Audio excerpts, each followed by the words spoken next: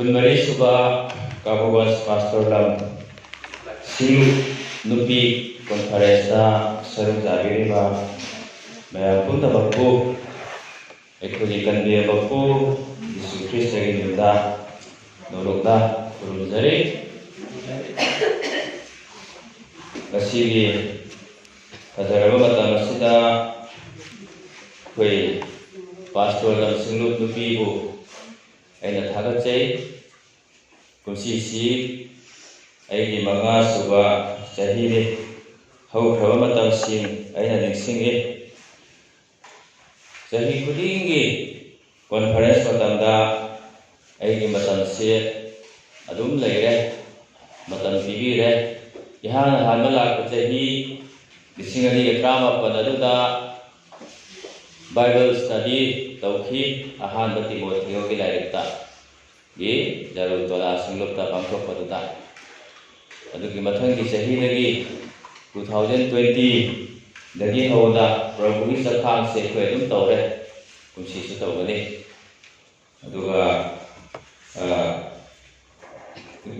2020 Jahida Hatimora Pangkok Paduta Su Himda Thawai ki mapana chalu Thawai ki mapana chatsi haiba hiramada papaw sandok chahi duga kumsi su amuk hiramda sandok hanbire pastor da tama badai hiramda papaw sandok panira phangbasi jana layo phabani sogi bordi pastor lam singu nupi singi nungsi bani haibasi ai asing na khangi da meyabu thagat sabade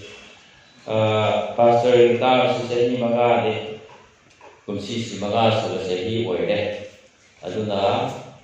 ai amasung ai ni mo manungi damakta de aroiba oiba jai soidana oigani haina sukhale matam de maramdi khoi sinota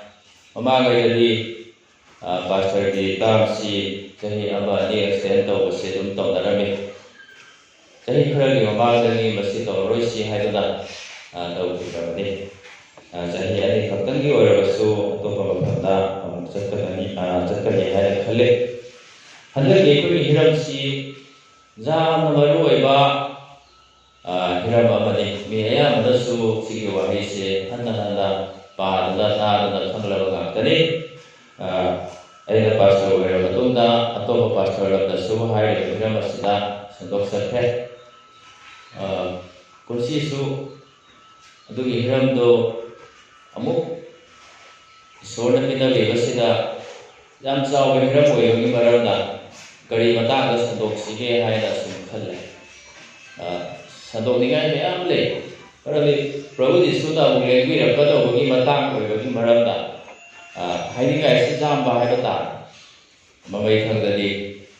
ai pungdingda jam kanda phaurakasi Mana lah kerana tahu dah tulis. Yesus Kristus apa mana lagi raga. Tawira dori basi kerana hai basi pungin depan dah leh. Itulah Yesus dah apa mana mana tahu dah betapa kaya dah am jauh. Doi nama hidup pengamoy. Tadi kan orang tahu. Tiada hidup pada ni hai dah satawi. Kerana sanggup kesu. Maya lepas hari ini hai dan kali pun ada Prabhu kita kami betul sekali. Aku ikan doa pada si Pongdo kiba bentuk kuning toy pada trani toy ni. Pongdo kiba bentuk kuning toy pada trani toy lagi. So kiwa hai kami nasi. Zemoi tunala kaduri. Aduga ini mana adu mi kudingda magi thabak tawkhibagi matungina bibiralaba ai galoidaragi atau pamapamdagi amutasi Thessalonikia Singapore de bahandalai panduk mari pada taruk maramdi Prabhu ibungo masamak sargalagi kholauga Athoi basargaduti khonjelga amasung isorgi pere singa makhon galoinana lengthagirakkani pathokna tagi nakhawa hi ta khaba ekhoi mayam namata isorna nohona borpinani boisalo amen ꯏꯁꯣꯔꯗ ꯍꯥꯏꯔꯁꯤ ꯊꯥꯒꯠꯆꯔꯤ ꯏꯄꯥ ꯏꯁꯣꯔ ꯅꯍꯥꯛꯅ ꯐꯖꯔꯕ ꯃꯇꯝ ꯅꯍꯥꯛꯅ ꯄꯤꯅꯕꯤꯔꯦ ꯅꯍꯥꯛꯀꯤ ꯋꯥꯍꯩ ꯇꯥꯕꯤꯗꯕꯒꯤ ꯅꯉꯣꯟꯗ ꯂꯛꯁꯤꯟꯖꯕꯒꯤ ꯅꯪꯒꯤ ꯅꯇꯨꯡ ꯍꯦꯟꯅ ꯃꯄꯨꯡ ꯐꯥꯅ ꯏꯟꯖꯕ ꯉꯝꯅꯅꯕ ꯅꯪꯒꯤ ꯍꯥꯏꯕ ꯏꯟꯕ नचा नायजादा वाइखोना थौराम तौजबगी अचा मतम पिनबीबगीदमक इपा नहाक थागतजबनी अखोयगी मतमसी नहाकी खुदा सिन्नजरी नहाक लौबियु नहाक लोइनबियु अखोयगी इरक्तु नहाक जावबीदुना नहाकी थवाइने अखोयबु थलहनबियु हाइदुना अखोयगी कनबीमबु प्रभु यीशुगी मिंगनी जबनी आमेन। प्रभु यीशुगी पुंसिदा थोखिबसिंगसी लोइना मांगजौना हाइदोलमनबा गांतन मा पोकदबा माबु तंथीना ओनैरगा क्रॉसना हत्पीगदौबा पुनबसी ममांगैदगी हौदा माइसौसिना लोइना हाइदोलमना दुगा जानगकपमदि ताइबंपाना हाइदोलमा मयाम लै लोइना थुमखिबदते अदुबु यीशुगी मरमदा मांगजौना हाइदोलमा पुनबसे लोइना थुमखि अदुदा मा अमु हन्ना लेंगिरकनी हाइना हाइदोकपिरमबसिसु सोइदना थुंगनी अखोयगी ईश्वरनी वासकतसी नलेप ईश्वरनी माना होय हाइखरदी होय होय माना माय हाइखरदी माय होय मागा वासक कायबा लेते अदुना मा सोइदना लेंगिरकनी हाइबसी अखोयगी थाजबनी अदुगा अखोयगी आशा सोइदना ngasi akhoi Christian oina leibasi kadum maike tamne akhoi chatli mano haibasu khangdana blind akhoi Christian oina nate ahingba sa amaga loinana akhoi ngasi Christian oina maduge akhoi gi asa do karino hairagadi Christian singi asa karino ngasi mafam sitili akhoi maya masigi asa karino hairadi Yesu amohan leibiragani माना ताइपा Y दिगनी अखोई सुमाना पुदना सर्गदा अखोई पुदना चटपीगनी हाइबसी अखोई आशा मसे अहिंबा आशा हाइबा आशा आसी लोइना नगसी अखोई क्रिस्तान पुसीसी अखोई लेबि हाइनाबले मियोइबा हाइबसी आशा लेतबदी पुलोइ लोइ हिंबै काना ले Asamayol tiklaba asamayol kamlaba mi punsidi kanabale kanaba khamdraba punsi bhagwan harao banubai bai thala tale do asaya na cham leiba hoti kain le jandasu hoti ma ya solasu nomadi ai le kali ai pangal kalakani hana asa dawri ba mi singadala वारबसु नारबसु पुनिंग नुगाइना मा लेबा अदुगुलदना अखोई क्रिस्तान पुंसी असि अमंबद थाजबनते असामयोल देखलबा पुंसी नते अखोई लेबसि असामयोल कमलबा पुंसी नते प्रभु यीशु अखोई कदेवपु अखोई जामन नुसीजबा अखोई थौरांग गाइदरिबा मानु सोइदना लेंगिरकनी हाइबसि थाजबगलना अहिंबा साबदा अखोनसी लेबनी अदना अमु वहां खनिगाय क्रिस्तान ओइखबा अखोई फमदा येसु अमु लागनी हाय सुना थाजबरने हायना वहां खनिगाय अदुबु अखोइना इसाने साबु पुन्न जेंजबा तारगनी एई पुसी मरेलसिना येसु गायजरिबा कनागुबगी पुसी मरेल अदु ओइरिब्रा Yesu amu hana lengiragani haibasi ningsing draba mi amai oiribra haibasi khantani gaidi oi adagi akhoi khandokhraba pada sida akhoi da ubagunda jemu ai thoda la kadori si matang si bayam da amu hana ina hajani bali phongdokki bagi lai si johan i bali aduna lai maming da su johan da phongdokki ba aina फिर Bible the सुझाव हाय Johan सी यीशु की सेवक प्राय खगी मनुंग चलबा Johan अदि यीशु की सेवक अमने एकोय खंगबोना यीशु की सेवक सिसे ओइना मर्डर ओइना सीखबे ख्रिस्ट की मिंगल ओइना 이 신탁기가 ꯑꯗꯨꯕꯨ ꯖꯣꯍꯥꯟꯁꯤꯅ ꯏꯇꯣꯞ ꯇꯣꯞꯄꯤ ꯀꯃꯥꯏꯅ ꯇꯧꯒꯦ ꯍꯥꯏꯗ ꯃꯥꯁꯤꯁꯨ ꯁꯦꯕꯣꯠ ꯑꯇꯩꯒꯨꯝꯅ ꯀꯣꯏꯆꯠ ꯆꯠꯇꯨꯅ ꯌꯦꯁꯨ ꯈ꯭ꯔꯤꯁꯇꯒꯤ ꯁꯥꯈꯤ ꯄꯤꯊꯣꯛꯄ ꯋꯥꯄꯥꯎ ꯁꯟꯗꯣꯛꯄ ꯃꯤ ꯑꯣꯏꯔꯤꯉꯩꯁꯤꯗ ꯌꯦꯁꯨꯒꯤ ꯃꯤꯡꯗ ꯋꯥꯄꯥꯎ ꯁꯟꯗꯣꯛꯀꯅꯨ ꯍꯥꯏꯅ ꯑꯀꯟꯕ ꯌꯥꯊꯪ ꯄꯤ ꯑꯗꯨꯕꯨ ꯀꯅꯥꯝꯇꯅ ꯊꯤꯡꯕ ꯉꯝꯗꯦ ꯃꯥ ꯑꯗꯨꯝ ꯌꯦꯁꯨ ꯈ꯭ꯔꯤꯁꯇꯒꯤ ꯋꯥꯄꯥꯎ ꯁꯟꯗꯣꯛ ꯑꯐꯕ ꯋꯥꯄꯥꯎ ꯁꯟꯗꯣꯛꯇꯨꯅ ꯀꯣꯏꯆꯠ ꯆꯠꯂꯤ ꯃꯇꯝ ꯑꯗꯨꯗ ꯃꯁꯤꯗꯤ ꯍꯥꯠꯇꯕ ꯌꯥꯔꯔꯣꯏ ꯍꯥꯏꯗꯅ ꯃꯥꯕꯨ ꯐꯥꯔꯒ ꯈꯔꯨꯡ ꯃꯅꯨꯡꯗ ꯍꯥꯞꯆꯜꯂꯨ ꯃꯗꯨ ꯊꯥꯎ ꯑꯁꯥꯕ ꯕ꯭ꯔꯪ ꯕ꯭ꯔꯪ ꯁꯧꯕꯁꯦ ꯍꯩꯖꯤꯜꯂꯒ ꯃꯈꯨꯝ ꯀꯨꯞꯁꯜꯂꯨ ꯑꯗꯨꯃꯥꯏꯅ ꯍꯥꯠꯂꯨ ꯍꯥꯏꯅ ꯌꯥꯝꯅ ꯇꯛꯊꯤꯕ ꯃꯑꯣꯡꯗ ꯍꯥꯠꯅꯕ ꯌꯥꯊꯪ ꯇꯧ ꯃꯇꯝꯗꯨꯒꯤ ꯈꯔꯨꯡꯗꯤ ꯃꯤ ꯑꯆꯧ ꯑꯆꯧꯕ ꯑꯅꯤ ꯑꯍꯨꯝꯒ ꯍꯥꯞꯆꯟꯕ ꯆꯟꯕ ꯈꯔꯨꯡꯅꯤ ꯑꯩꯈꯣꯏ ꯃꯩꯇꯩ ꯐꯨꯡꯒꯥ ꯋꯥꯔꯤꯗꯁꯨ ꯍꯅꯨ ꯍꯅꯨꯕꯤ ꯄꯥꯟ ꯊꯥꯕꯒꯤ ꯋꯥꯔꯤꯗ ꯌꯣꯡꯖꯥꯎ ꯈꯨꯂꯥꯛꯄ ꯂꯥꯛꯄꯗ ꯀꯤꯗ꯭ꯔꯕ ꯈꯔꯨꯡ ꯃꯅꯨꯡꯗ ꯃꯣꯏꯅꯤ ꯆꯪꯗꯦ ꯑꯗꯨꯃꯥꯏꯅ ꯃꯃꯥꯡꯒꯤ ꯑꯆꯧ ꯑꯆꯧꯕ ꯈꯔꯨꯡ ꯂꯩꯔꯝꯃꯤ ꯍꯧꯖꯤꯛꯀꯤ ꯋꯦꯁ ꯑꯦꯁꯤꯌꯥ ꯍꯥꯏꯅ ꯈꯪꯅꯔꯤꯕ ꯃꯃꯥꯡꯒꯤ ꯄꯦꯂꯦꯁꯇꯥꯏꯟꯗ ꯂꯩꯔꯝꯕ ꯃꯐꯝꯁꯤ ꯊꯥꯎ ꯌꯥꯝ ꯊꯣꯛꯄ ꯑꯔꯥꯞ ꯑꯔꯥꯞꯄꯗ ꯊꯥꯎ ꯊꯥꯕ ꯂꯂꯣꯟ ꯏꯇꯤꯛ ꯇꯧꯕ ꯈꯔꯨꯡ ꯑꯆꯧ ꯑꯆꯧꯕꯗ ꯊꯥꯎ ꯍꯥꯞꯄꯒ ꯃꯈꯨꯝ ꯀꯨꯞꯆꯔꯒ ꯊꯝꯕ ꯑꯗꯨꯃꯥꯏꯅ ꯇꯧꯔꯝꯃꯤ ꯑꯗꯨꯒꯨꯝꯕ ꯈꯔꯨꯡ ꯑꯆꯧꯕꯗꯨꯃꯗꯤ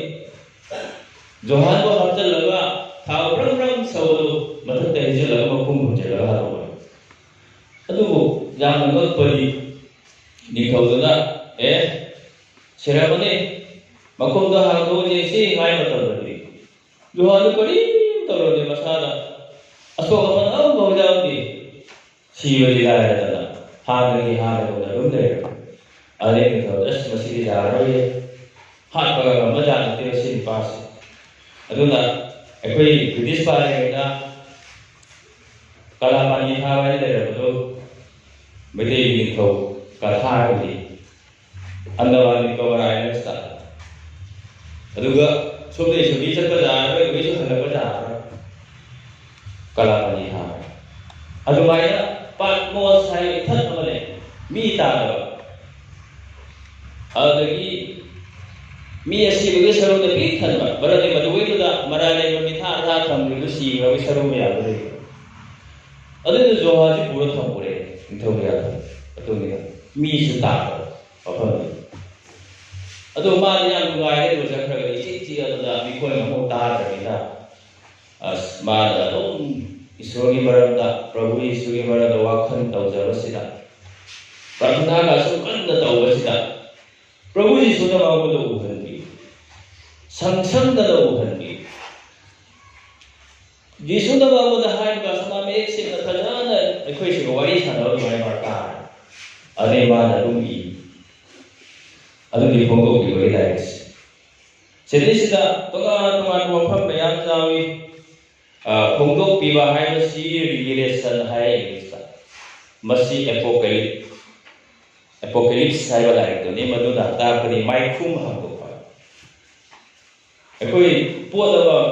ꯃꯥꯏꯈꯨꯝ ꯈꯨꯝꯖꯤꯜ ꯊꯝꯃꯦ ꯃꯅꯨꯡꯗ ꯀꯔꯤ ꯌꯥꯎꯏ ꯍꯥꯏꯁꯤ ꯈꯪꯗꯦ ꯃꯌꯥꯝꯅ ꯋꯥꯈꯜ ꯇꯧꯔꯒ ꯅꯨꯡ ꯑꯣꯏꯔꯝꯃꯅꯤ ꯑꯗꯨ ꯑꯣꯏꯔꯝꯒꯅꯤ ꯑꯗꯥ ꯑꯣꯏꯔꯝꯒꯅꯤ ꯍꯥꯏ ꯈꯪꯗꯦ ꯑꯁꯦꯡꯕ ꯃꯥꯏꯈꯨꯝꯗꯣ ꯍꯥꯡꯗꯣꯛꯑꯒ ꯑꯗꯨ ꯑꯣꯏꯔꯝꯒꯗꯅ ꯍꯥꯏꯅ ꯈꯪꯕ ꯑꯗꯨꯃꯥꯏꯅ ꯃꯤꯅ ꯈꯪꯕ ꯉꯝꯗꯕ ꯋꯥꯍꯩ ꯀꯌా ꯂꯩꯕꯁꯤ ꯈꯪꯕ ꯌꯥꯅꯅꯕ ꯐꯣꯡꯗꯣꯛꯄ ꯂꯥꯏꯔꯤꯛꯅꯤ ꯑꯗꯨꯒ ꯇꯨꯡꯗ ꯊꯣꯛꯂꯒꯗꯕ ꯊꯧꯗꯣꯛꯁꯨ ꯍꯥꯏꯕ ꯍꯧꯖꯤꯛ ꯍꯧꯖꯤꯛ ꯊꯣꯛꯏꯕ ꯊꯧꯗꯣꯛꯁꯨ ꯍꯥꯏꯕ ꯑꯗꯩ ꯁꯤꯡꯂꯨꯞ ꯇꯔꯦꯠꯇꯒ ꯊꯤꯅ ꯊꯤꯅ ꯉꯥꯡꯉꯒ ꯆꯩꯔꯦ ꯄ꯭ꯔꯚꯨ ꯌꯤꯁꯨꯗ ꯏꯌꯨ ꯁꯤꯡꯂꯨꯞ ꯇꯔꯦꯠꯇ ꯏꯌꯨ ꯍꯥꯏꯅ ꯏꯍꯜꯂꯤ ꯏꯁꯣꯔꯒꯤ ꯍꯥꯏꯕ ꯏꯟꯗꯕ ꯊꯧꯒꯜ ꯃꯄꯨꯡ ꯐꯥꯅ ꯇꯧꯗꯕ ꯁꯤꯡꯂꯨꯞꯁꯤꯡ ꯑꯗꯩ ꯏꯂꯣꯏ ꯂꯣꯏꯕ ꯄꯟ ꯑꯁꯤꯗ ꯂꯣꯏꯁꯤꯜꯂꯝꯗꯥꯏꯁꯤꯗ ꯌꯦꯡꯉꯣꯏ ꯊꯨꯅ ꯂꯥꯛꯀꯗꯧꯔꯤ ꯍꯥꯏꯅ ꯌꯤꯁꯨꯅ ꯃꯥꯒꯤ ꯁꯦꯕꯣꯛ ꯖꯣꯍꯥꯟꯗ ꯍꯥꯏꯕꯗꯨ ꯖꯣꯍꯥꯟꯅ ꯏꯔꯝꯃꯤ ꯁꯤꯗꯩꯁꯤꯗ ꯃꯥ ꯂꯥꯛꯀꯅꯤ ꯍꯥꯏꯕꯁꯤꯗꯤ ꯑꯩꯈꯣꯏ ꯄꯨꯝꯅꯃꯛꯅ ꯈꯪꯉꯤ ꯊꯥꯖꯩ ꯉꯁꯤꯒꯤ ꯅꯨꯃꯤꯠꯇ ꯌꯤꯁꯨ ꯑꯃꯨꯛ ꯂꯥꯛꯀꯅꯤ ꯍꯥꯏꯕ ꯊꯥꯖꯗꯕ ꯃꯤꯐꯥꯎ ꯌꯥꯎꯔꯝꯃꯣꯏ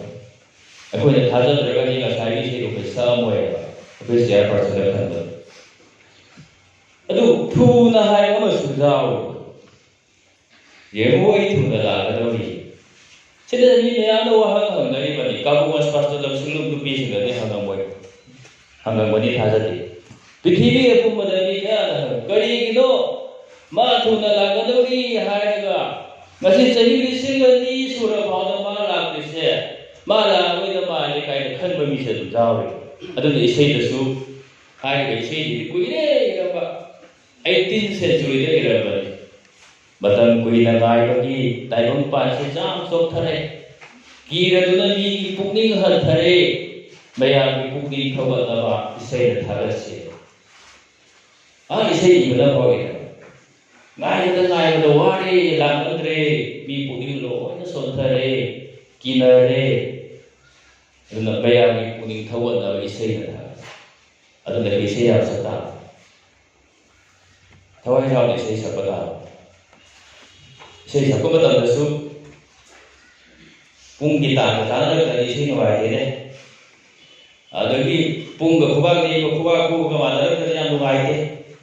imai be sing tu ta ng biu mioi bi ku si se ta na da ni ja ni masi khu da ma hai lai son ni se number ma adoi tu da le da je ri ba isei ki manak ta ho upal sing ni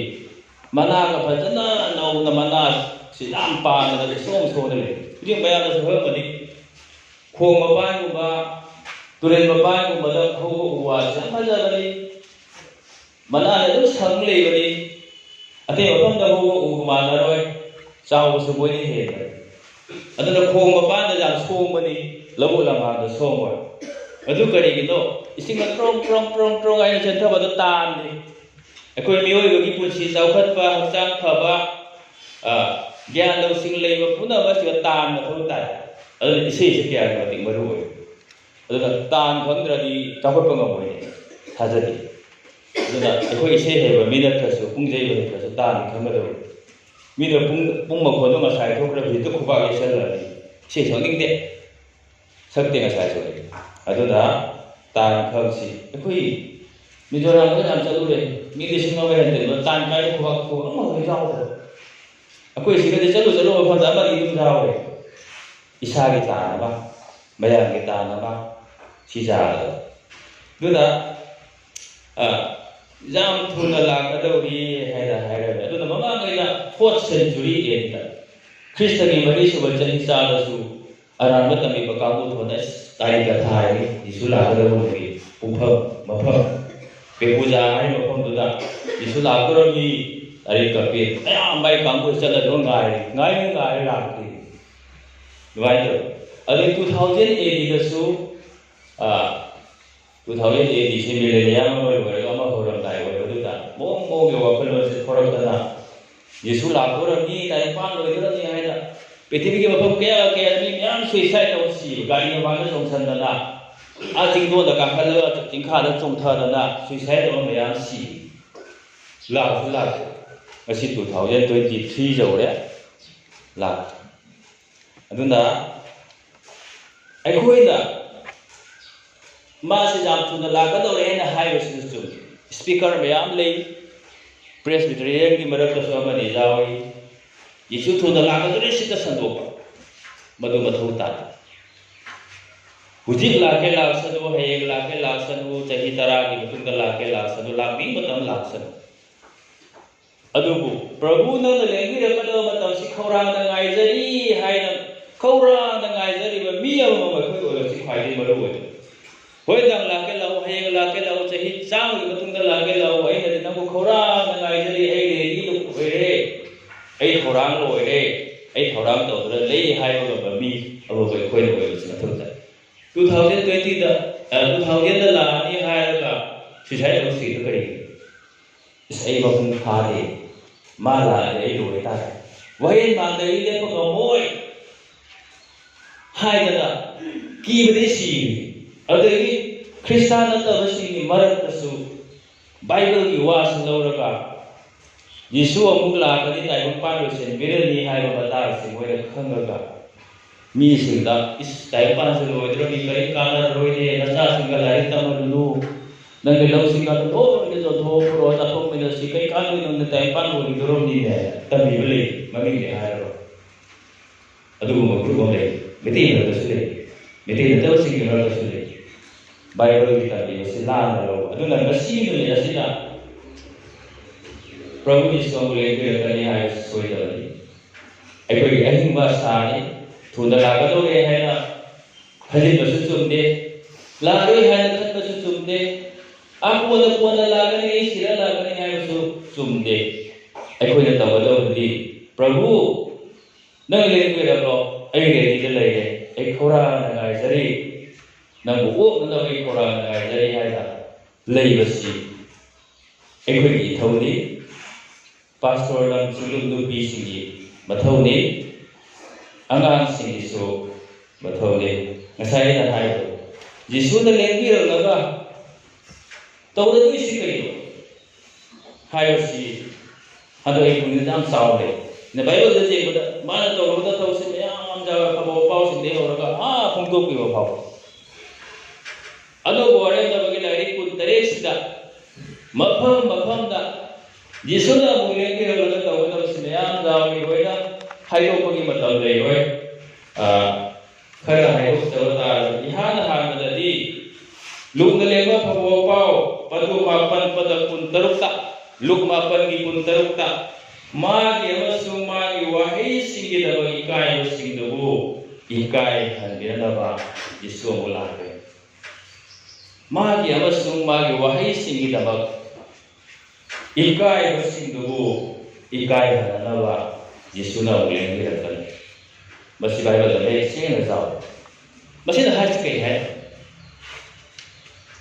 ꯑꯩꯈꯣꯏꯗꯅꯤ ꯍꯥꯏꯔꯤꯁꯤ. ꯌꯤꯁꯨꯅ ꯑꯃꯨꯛ ꯂꯥꯛꯇꯣꯏꯁꯦ ꯃꯁꯤ ꯑꯩꯈꯣꯏꯒꯤꯗꯃꯛ ꯌꯥꯝ ꯃꯔꯨ ꯑꯣꯏ.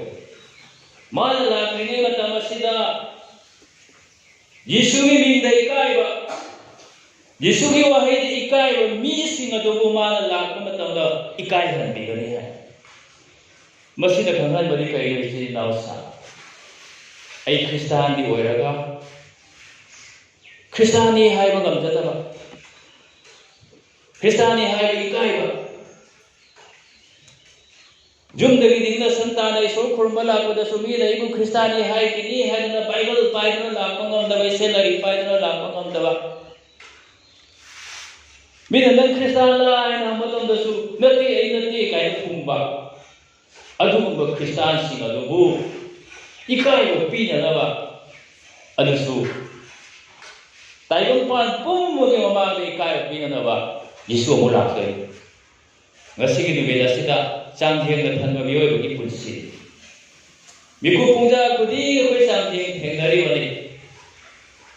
ꯑꯩ ꯑꯐꯕ ꯈ꯭ꯔꯤꯁꯇꯥꯟꯅꯤ, ꯑꯩ ꯏꯁꯣꯔꯒꯤ ꯊꯧꯒꯜ ꯇꯧꯔꯤꯕ ꯃꯤꯅꯤ, ꯑꯩ ꯏꯚꯥꯟꯖꯦꯂꯤꯁꯅꯤ, ꯄꯥꯁꯇꯔꯅꯤ, ꯁꯤꯡꯂꯨꯞꯀꯤ ꯑꯍꯟꯅꯤ, ꯑꯩ ꯁꯤꯡꯂꯨꯞ ꯅꯨꯄꯤꯒꯤ ꯂꯨꯆꯤꯡꯕꯤꯅꯤ ꯍꯥꯏꯅ ꯂꯩꯔꯤꯉꯩꯁꯤꯗ ꯈꯟꯊꯍꯧꯗꯕ ꯃꯤꯀꯨꯞꯇ ꯃꯤꯅ ꯑꯩꯁꯦ ꯈ꯭ꯔꯤꯁꯇꯥꯟꯅꯤ ꯍꯥꯏ ꯈꯪꯈꯤꯅꯤ ꯍꯥꯏꯅ ꯀꯤꯕ ꯃꯤ ꯌꯥꯎꯔꯝꯕ ꯌꯥꯕꯅꯤ. ꯃꯗꯨ ꯌꯤꯁꯨꯒꯤ ꯃꯤꯡꯗ ꯏꯀꯥꯏꯕ ꯃꯤꯁꯤꯡ, ꯑꯗꯨꯒꯨꯝꯕ ꯃꯤꯁꯤꯡ ꯑꯗꯨꯕꯨ ꯃꯤꯌꯥꯝ ꯃꯥꯡꯗ, ꯋꯥꯌꯦꯜ ꯃꯥꯡꯗ ꯏꯀꯥꯏꯕ ꯄꯤꯅꯅꯕꯅꯤ ꯌꯤꯁꯨꯅ ꯂꯥꯛꯇꯣꯏꯁꯦ. ꯉꯁꯤꯒꯤ ꯅꯨꯃꯤꯠ ꯑꯁꯤꯗ ꯅꯪ ꯅꯁꯥꯅ ꯑꯩ ꯌꯤꯁꯨꯒꯤ ꯃꯤꯅꯤ ꯍꯥꯏꯕ ꯏꯀꯥꯏꯕ ꯇꯥꯔꯒꯗꯤ, ꯑꯩ ꯌꯤꯁꯨꯒꯤ ꯃꯤꯅꯤ ꯍꯥꯏꯅ ꯁꯥꯈꯤ ꯄꯤꯕ ꯉꯝꯗꯕ ꯈ꯭ꯔꯤꯁꯇꯥꯟ ꯑꯃ ꯑꯣꯏꯕ ꯇꯥꯔꯒꯗꯤ, ꯌꯤꯁꯨꯅ ꯂꯦꯡꯕꯤꯔꯛꯂꯒ ꯅꯪꯕꯨ ꯏꯀꯥꯏꯕ ꯄꯤꯒꯅꯤ. ꯋꯥꯌꯦꯜ ꯃꯥꯡꯗꯨꯅ ꯑꯩꯅꯗꯤ ꯍꯥꯏꯒꯅꯤ, ꯄ꯭ꯔꯚꯨ ꯑꯩꯗꯤ ꯄꯥꯁꯇꯔ ꯑꯣꯏꯅ ꯅꯪꯒꯤ ꯊꯧꯒꯜ ꯄꯨꯟꯁꯤ ꯆꯨꯞꯄ ꯄꯨꯟꯁꯤ ꯀꯠꯇꯨꯅ ꯇꯧꯖꯔꯝꯕꯅꯤꯅꯦ ꯀꯥꯏꯅ.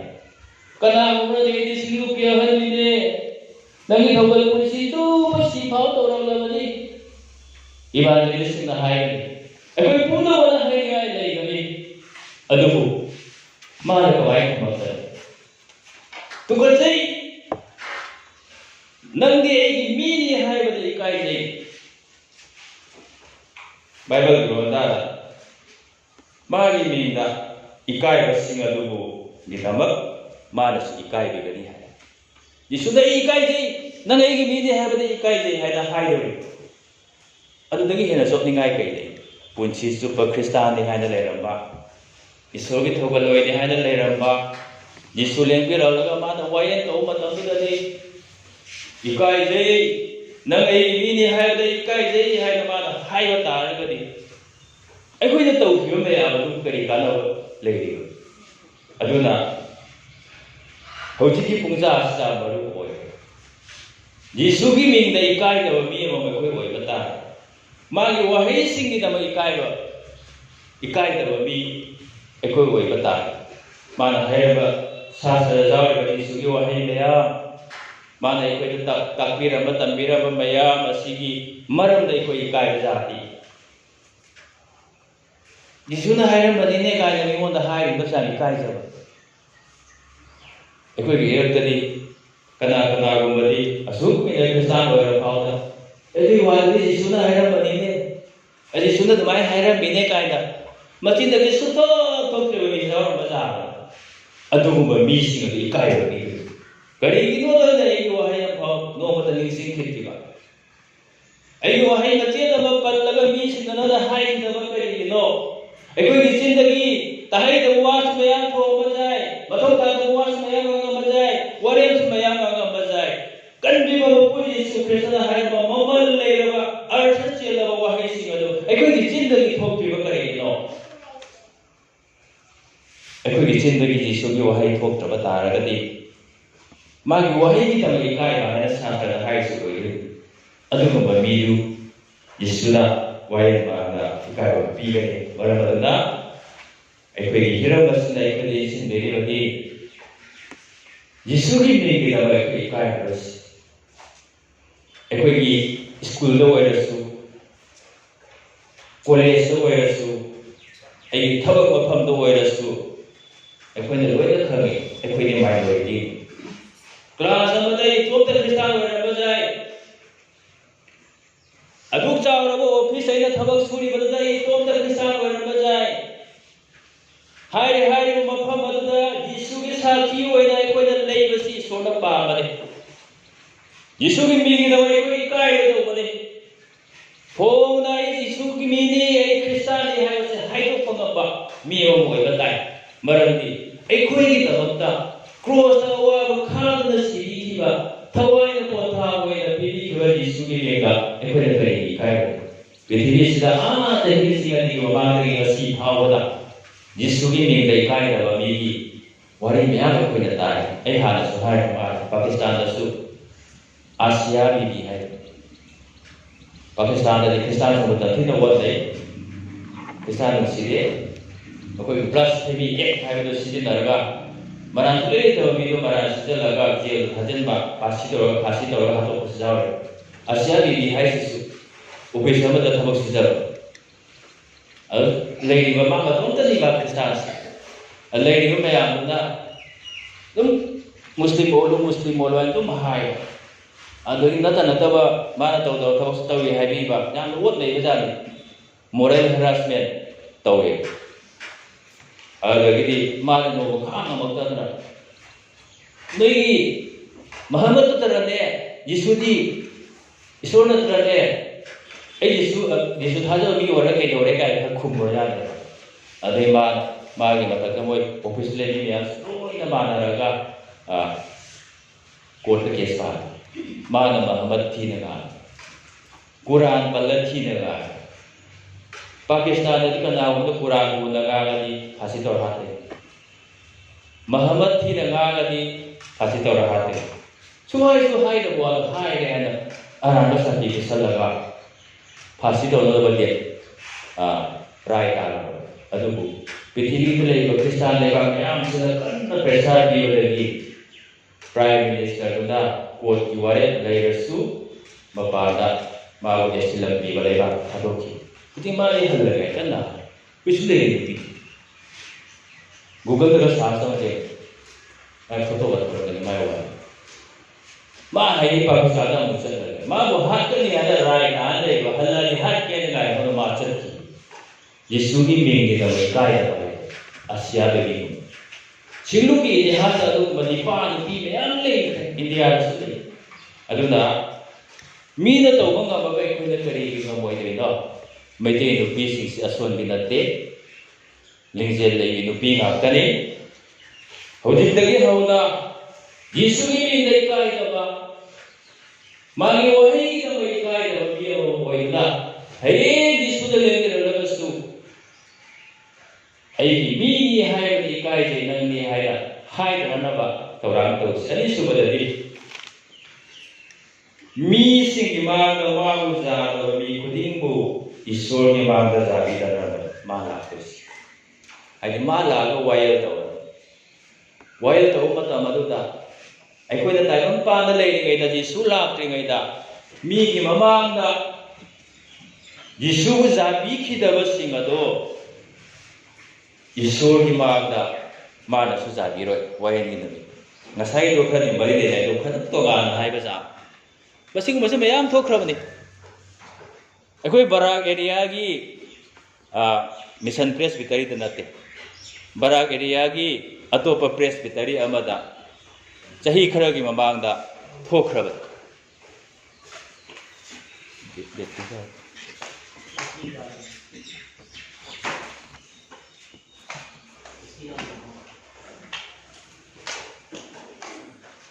ꯄꯥꯁꯇꯔ ꯑꯃ ꯅꯧꯅ ꯄꯥꯁꯇꯔ ꯑꯣꯏꯈꯠꯂꯛꯄ ꯃꯇꯝꯗ ꯍꯧꯖꯤꯛꯄꯨꯗꯤ ꯔꯤꯇꯤꯌꯥꯔ ꯑꯣꯏꯅ ꯃꯌꯨꯝꯗ ꯂꯩ ꯃꯃꯤꯡꯗꯤ ꯍꯥꯏꯔꯔꯣꯏ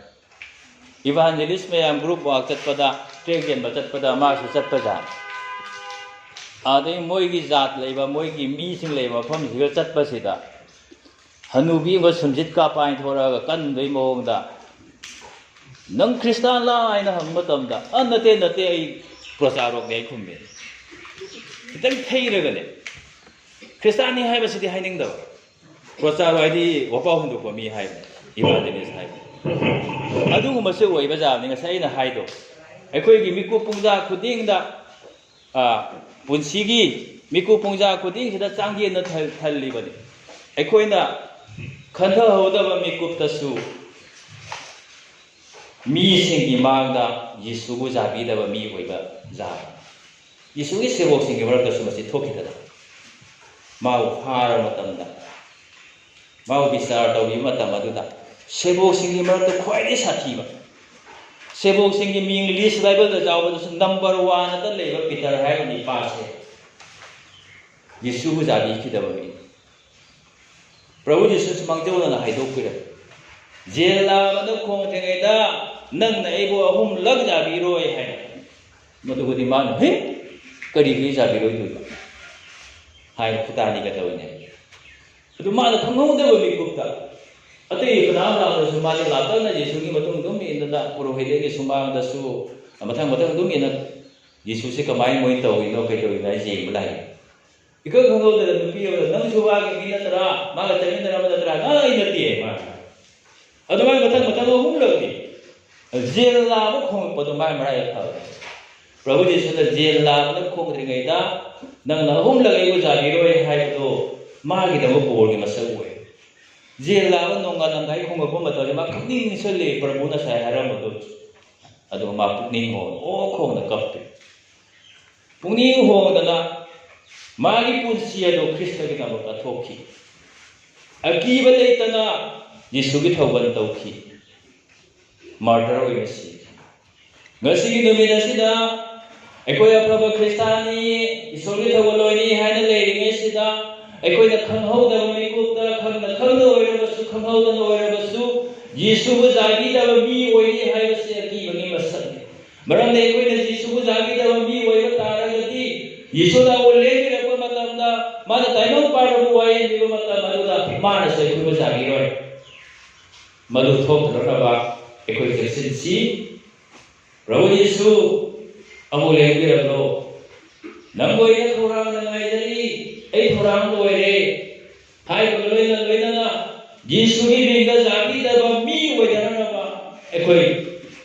करना थोरांग तौसी हदक्सी एखोयगी इंडिया सदा इंडिया किसान मोल नेबसी हेंगल यायन तारन बदले कोय आसाम जोसी खरनी बादा चिरांग डिस्ट्रिक्ट का चार्ज चुकाया है बुलडोजर अरे दुगी नोनी है वतुंगा करबियांग डिस्ट्रिक्ट का खुन हुपगा पंचायत जावना फिसानी मुंग अमनी ले ता खाय नक्सली रे नो आ चिरांग डिस्ट्रिक्ट करबियांग डिस्ट्रिक्ट आई कोई जिस क्रिसमस तो जा रहा ना बता नो होता है कि कोई क्या भी प्रार्थना से सोना ताबी रहा हो जा तुंगा करी वरगनी खंगे वनी मोजे सदु वरक सुफारे कोया सुफारे अदुगो मतम लाकमदा यीशु जागी तब बी कोई कोई है से जाग पिजसे aduna kabu bos ko pa pastor porter so ni na siya thara ni Krishna sama ai hade thora ko prabhu na ko jani ra ni choi wo pa da happy wa padana na le wari sa ai pastor na te kai ko te sulo aduna siluk itihasa mamang tha da se ke ra hai ko sa lesabi singa Krishna gi na mathwai ta ki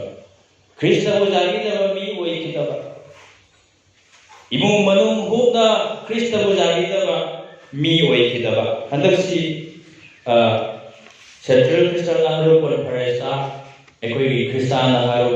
Kabumas Pastor Krishna Nagaru nasu variety program da item mutta da singe marata drama masa adu da ekoi khandoba Lusimbi singuna Yisuri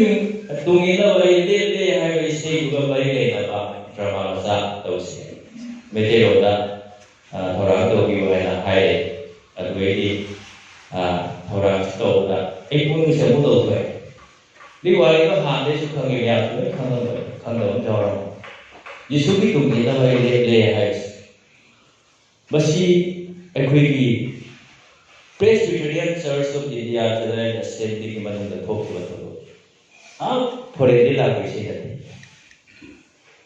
हमारे मेघालय की कारो hills हर मकान का बताओ तो आसाम की मकान ले रहे हैं मेघालय से दूर थी आसाम को खुली गया खुंगल का बता क्रिस्ताली को हम बदल गए कारो यू आगे वो एक सी Moi tarang na leibu ay so yam na haraw ba ngai ni thawa si phang yam na ngai ba sa ko adi bakoi family devotion imu manung isor khurong bagi thawram se kai da bang ko adi moi ni do ji yam sa thi ba dam sau ba ba singdi ri khung gang bring ga ni tho le da adi ma ta ma ni ma la se ko ma la ba thu su putat ki Krishna boy adai warning to jam thu da pita tharu ni su tharu na tare hape adu hai ba garo ing sina puning jam na wa boy su bakoi macha ni ni pa ni khan ba da thoi jam na wa boy su isa ni happy khari khan ba da sira macha si ni khan ba da wa boy su bakoi ta se ni dai pa se sining da boy su bakoi da ma thoi Yesu adu khalu da Yesu tharo ko boy si le kali ai le phire lo ki aduna Krishna na adu le mai na iso ko ma thor ta du pa thoi adu ri ni thau da mai ma na sa si ko ma la ka Krishna to wai ja ti kari ka pure se adu ri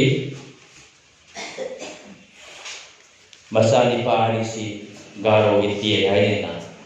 ke mui ke masani Mahabharat ki ta ga wa chu ti masani ka pa thi masani pari do ti ka ha tu e ma I merta tharo wala ne mai na ne de da di Yesu thado katra ka Yesu ki tu ke da vai le ai tharo ai tharo Adi bai rupi yu muka ba hatu e adu basu hojiti kisan oi bato dana imang ga cross le itung da tai ai hal ro ai hal adi amu hai aro bi to kare ka mi na ja da su I jari ai na ai hal ro ai hal Mau sekapa kan? Murder ini tadi macam kau ini marana, murder ini si suara dia nasi dah ada lagi marana. Ni tahu Tuhan Kristen kau ini, mani tamat kami namat kau ikat nasi kau memberi suhai sekana no hai mati bahore. Asli itu leba wes sesuatu kau raga hangai suki marana tapi kau rangai. Bible piu hai Bible pare. Ma ꯃꯉꯥꯏꯁꯤꯡꯁꯨ ꯑꯣꯏꯔꯦ ꯃꯥꯒꯤ ꯈꯨꯟꯗꯨ ꯂꯣꯏꯅ Christian ꯑꯣꯏ ꯒꯥꯔꯣꯁꯤꯡꯒꯤ ꯃꯔꯛꯇ ꯈ꯭ꯋꯥꯏꯗꯒꯤ ꯍꯥꯟꯅ Christian ꯑꯣꯏꯈꯤꯕ ꯈꯨꯡꯒꯪ ꯑꯃ ꯑꯣꯏꯔꯤ ꯑꯗꯨ ꯁꯤꯒꯤ ꯋꯥꯔꯤꯁꯤ ꯇꯥꯕꯗꯒꯤ ꯁꯥꯗꯨ ꯁꯨꯟꯗꯔꯁꯤ ꯄꯟꯖꯥꯕ ꯈ꯭ꯔꯤꯁꯇꯥꯟꯗꯨꯗ ꯏꯁꯩ ꯑꯣꯏꯅ ꯁꯛꯈꯤꯕ ꯃꯥꯅ ꯁꯛꯈꯤꯕ ꯏꯁꯩ ꯁꯨꯔꯗꯤ ꯍꯧꯖꯤꯛ ꯑꯩꯈꯣꯏ ꯏꯁꯩꯁꯤ ꯅꯠꯇꯦ ꯑꯗꯨꯒꯤ ꯁꯨꯔꯗ ꯑꯁꯥꯝ ꯍꯥꯏꯔꯒ ꯃꯃꯤꯡ ꯊꯣꯛꯏ ꯑꯗꯨꯅ ꯃꯃꯥꯡꯉꯩꯒꯤ ꯁꯣꯡꯕꯨꯁꯤꯡꯗ ꯑꯁꯥꯝ ꯍꯥꯏꯕ ꯇ꯭ꯌꯨꯟꯗꯣ ꯒꯥꯔꯣ ꯏꯃꯨꯡꯗꯨꯒꯤ ꯋꯥꯔꯤ